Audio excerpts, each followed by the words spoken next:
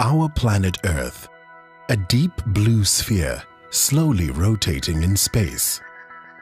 Seen from a distance, the vast expanses of the Karoo seem like a tiny little speck on this globe. This little film will explain why the Karoo is such a unique place on Earth, the processes that shaped today's Karoo in all its beauty and its mysteries, and why fracking it for shale gas is perhaps not the best idea. Join us for a ride through time and space to go to places no one has ever been. Let us start our journey by diving deeper and deeper into the Earth. The Karoo, nothing but little crinkles of the Earth's crust, float with the African continent on the liquid, extremely hot molten magma of the Earth's mantle. Slowly they drift along, powered by the eternal heat engine of the Earth's core. This heat engine creates powerful currents in the Earth's mantle, which drags the continents with it. This is a slow process, but it can reach the speed of the growth of our fingernails, up to 10 centimeters per year. Thus, over millions of years, continents can move thousands of kilometers. In this process, the continents crumble, fracture, and bump into each other, creating huge mountain chains in this collision.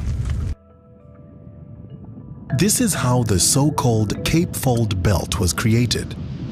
This South African mountain range extends from Cape Town up to East London. The ancient continental margin has seen many episodes of uplifting and folding over millions of years. Initially, the Cape Fold Belt was as high as the Himalaya and sent its rivers into the wide Karoo Basin. But as it was formed, it was quickly eroded. A much wetter climate created large rivers several times stronger than today's rivers. The violent rivers carried millions of tons of rocks, sand, and mud with them into the Karoo Basin.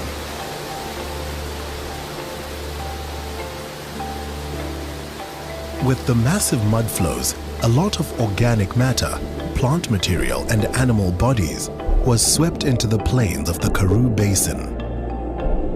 The resulting pockets of organic matter were quickly covered by the next mud flow, and thus tightly sealed before they could decompose. Usually, organic matter from plants and animals would be eaten by other animals and digested by bacteria. But in this case, they were safely tucked away for millions of years, buried deep in the sediments. These poor creatures would then be digested under the influence of heat and pressure, and eventually, after very long periods, into the main components of coal, oil, and gas, the basis of energy production. In the center of the Karoo Basin, conditions were ripe for this digestion into gas, which is found in tiny pockets of the rock. It is also found in the cracks and joints of the rocks, and being so light, tends to migrate upwards even into other rock formations. This is the shale gas of the Karoo the industry wants to exploit. It is so tightly bound to the shales that it requires massive fracking to liberate the gas. So the theory goes. But something happened some 140 million years ago that could well change this picture completely. Back to our beautiful Earth. From a distance, we can see how the continents move along, driven by the internal heat engine, the magma of the Earth. Continents move along, some slower, some faster. As they drift along, they are under immense stress. They crack not only at their margins, but also in many other fracture zones.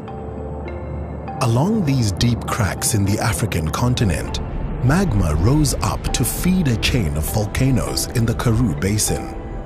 Their basaltic lava covered wide areas of the basin and piled up several hundred meters high.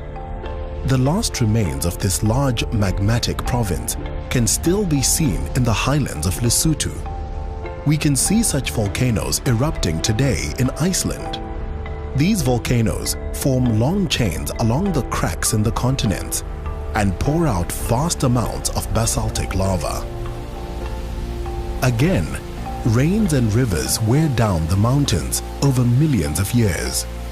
The higher mountains even carried glaciers that slowly but surely carved out deep valleys. After another 140 million years, little is left of these once mighty mountain chains. Wherever the erosion met the more durable dolerite, the process slowed down. Thus, most mountains in the Karoo are protected by a cap of dolerite rocks.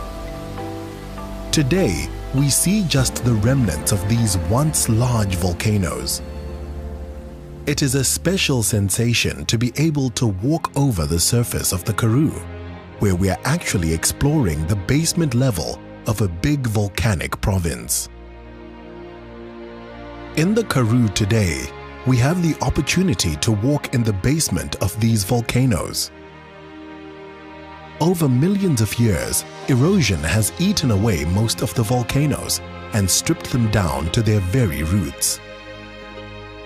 Today we see this as so-called dolerite intrusions. They are the magmatic feeder channels of the ancient volcanoes that cooled to form dolerite rock.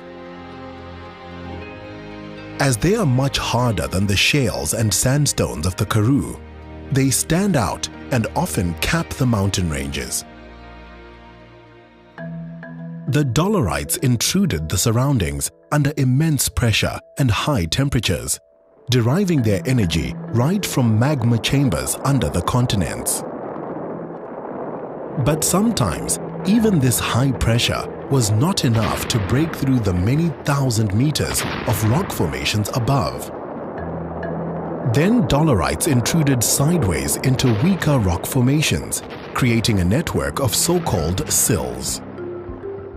These violent intrusions came in contact with water and methane gas in the Karoo sediments. This resulted in millions of smaller and bigger explosions, seriously fracking the surrounding rocks and creating a wide network of cracks and fissures all along the dolerite intrusions.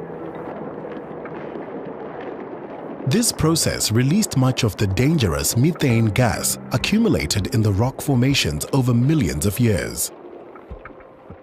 Scientists assume that much of the shale gas was thus vented into the atmosphere and helped to create a climate crisis in the Jurassic era, some 140 million years ago. It is now well known that these fissures and fractures along the cooled dolerite dikes become preferential pathways for groundwater. Every farmer in the Karoo knows that to find water, one must drill boreholes close to the dolerite dikes. They act both as barriers and conduits for groundwater.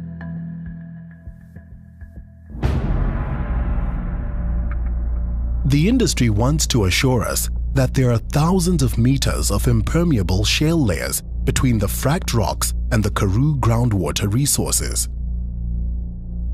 That may be true, but it is also true that the dolerites are deep structures that could easily convey pollution from deep layers up to the surface.